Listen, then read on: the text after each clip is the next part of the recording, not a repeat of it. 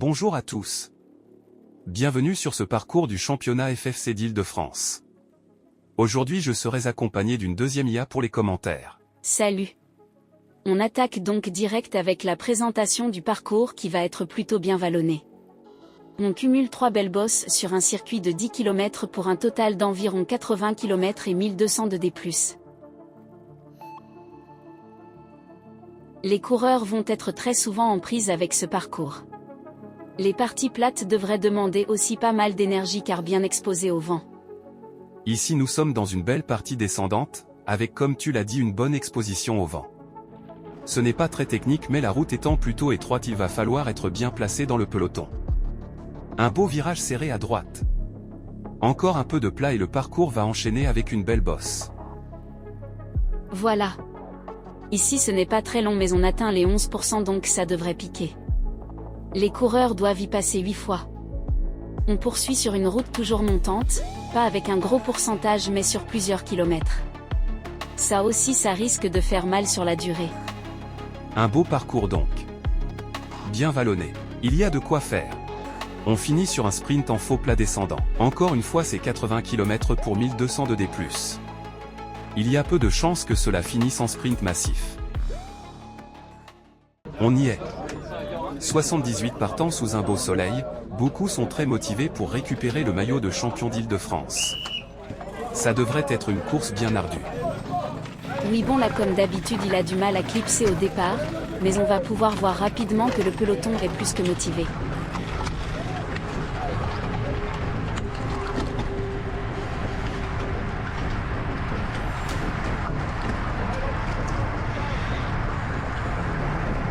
Hop, voilà. Ça se replace doucement en tête.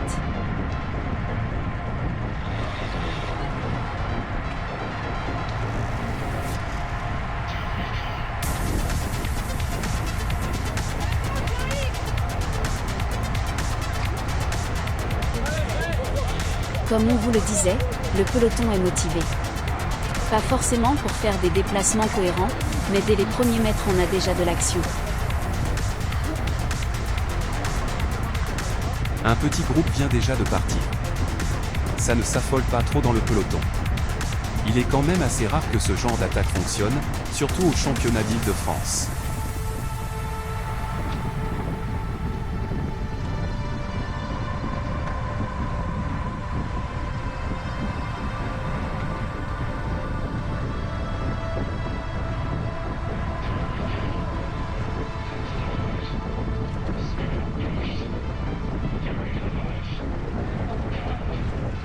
Regardez à droite de l'écran, vu que le peloton prend toute la route pour sortir il faut se mettre en mode cyclocross.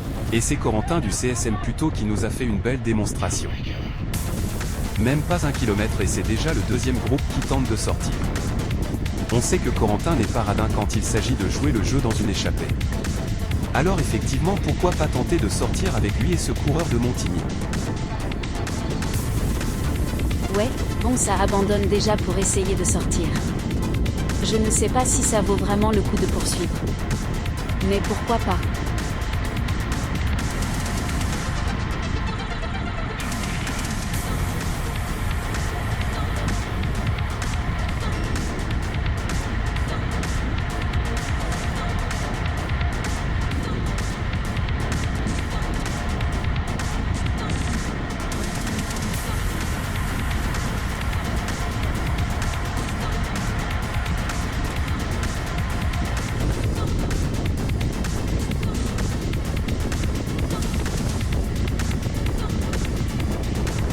Avance rapide sur cette petite attaque qui a fait pchit. Vu la vitesse à laquelle ça grimpe, il va sûrement mieux falloir rester un peu en observation. Sinon ça ne va pas tenir bien longtemps. Oui, notre coureur semble déjà en difficulté dans cette première bosse un peu longue. Ça grimpe à un rythme quand même plutôt soutenu.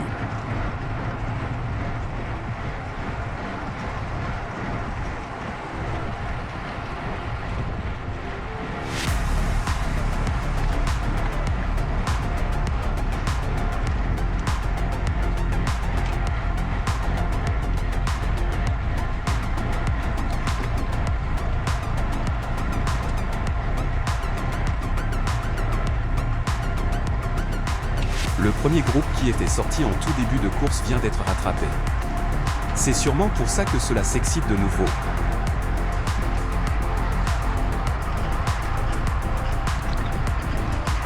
Allez, on s'accroche. La bosse est bientôt finie.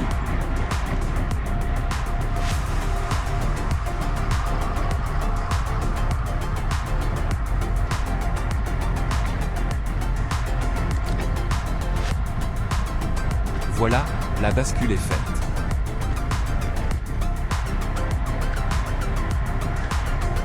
On reprend les roues et pour le moment il est préférable de rester au chaud dans le paquet.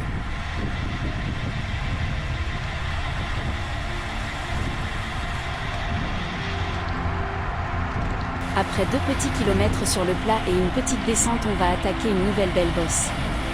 Assez courte, mais comme je vous le disais en introduction, on est sur une portion pouvant atteindre les 11%.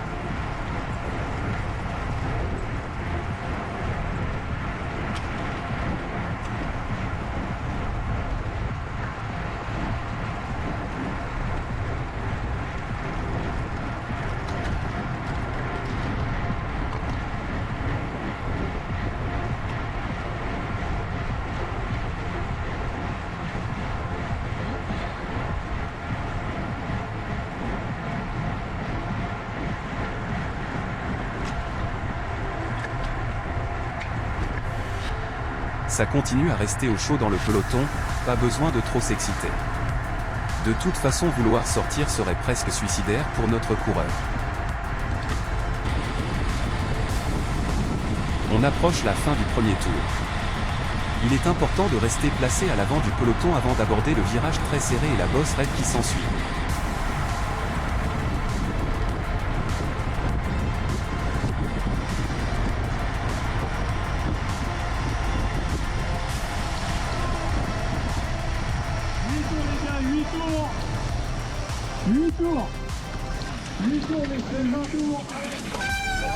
Aïe, voilà première chute à l'abord de la première bosse du circuit. Pas toujours facile d'attaquer ce genre de difficulté.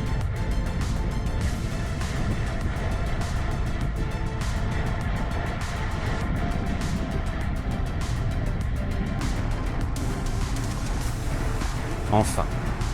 Ça se calme, un deuxième tour qui s'annonce plus tranquille.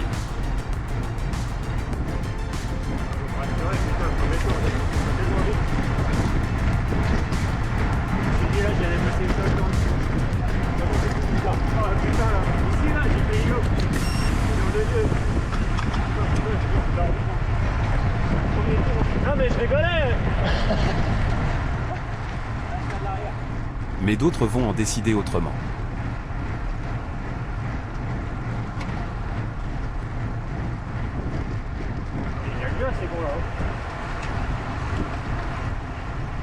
Ça y est, l'échappée semble être lancée.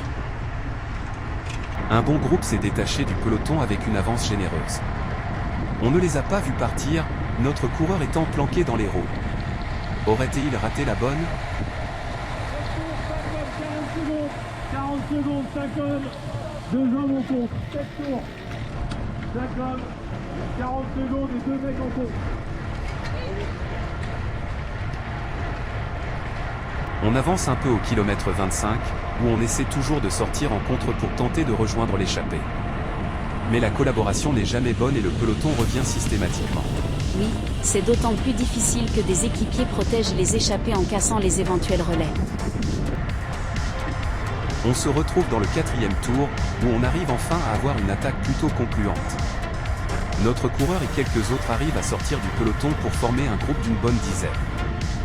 Malheureusement, je ne sais pas ce qui s'est passé avec la caméra, mais elle s'est mise au redémarrage à filmer en mode accéléré.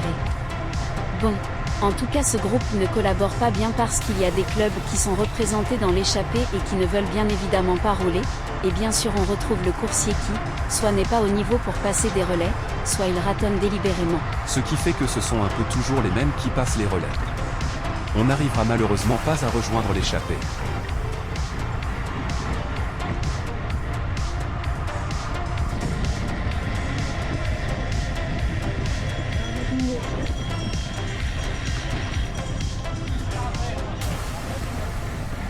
Nous sommes maintenant dans le dernier tour, où nous nous retrouvons dans le troisième groupe. Quelques-uns ont réussi à se détacher du contre, mais notre coureur n'a pas réussi à prendre la bonne roue pour les suivre. Ici encore pas beaucoup de collaboration, à l'exception de quelques-uns et surtout du gros travail du Dossard 72, Charles-Henri, qui n'a pas du tout lésiné sur les relais appuyés. Gros chapeau à lui. Oui, et pour ce dernier tour, notre coureur va se placer en queue de paquet pour laisser travailler ceux qui pendant de nombreux tours, n'ont pas voulu jouer le jeu des relais.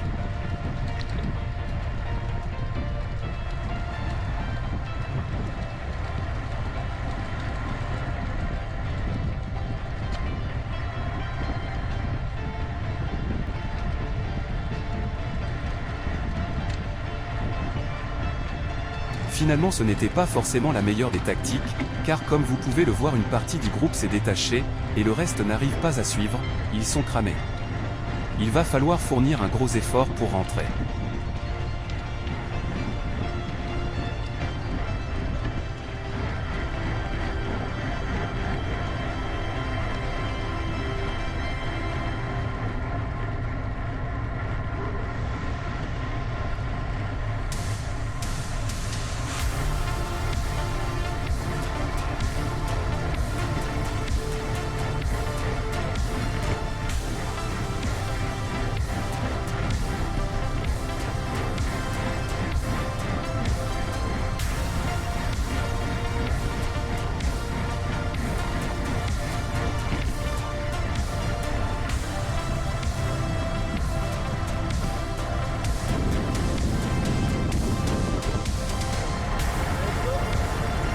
Ce n'est qu'au bout de 2 km que notre coureur finit par rentrer sur un partenaire de galère. Charles-Henri, notre costaud, au Dossard 72, s'est fait la malle.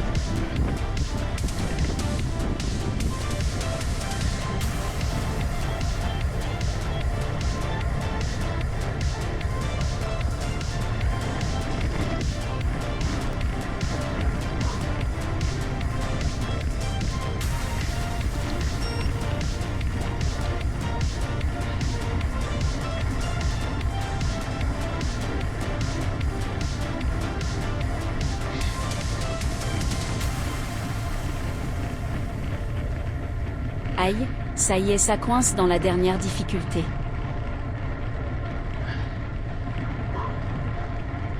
Mais ce coureur de l'ACBB est toujours en point de mire, et ça redescend un peu plus loin. Il va falloir envoyer les dernières forces pour tenter de le rattraper. À les derniers kilomètres maintenant.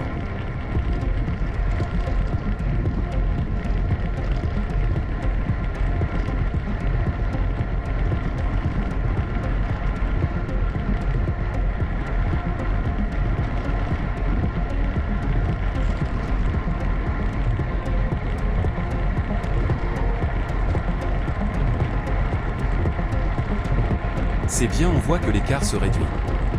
La descente permet effectivement de reprendre du terrain, est-ce que l'on va pouvoir le rattraper ?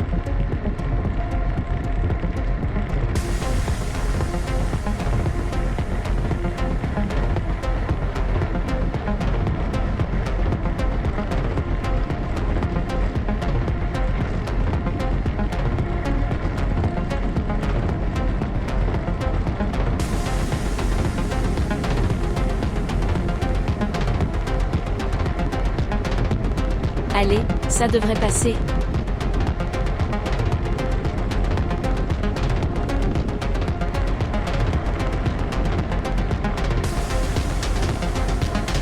On a juste devant un dernier coureur lâché de l'échappée. Est-ce qu'on va pouvoir gratter encore une petite place?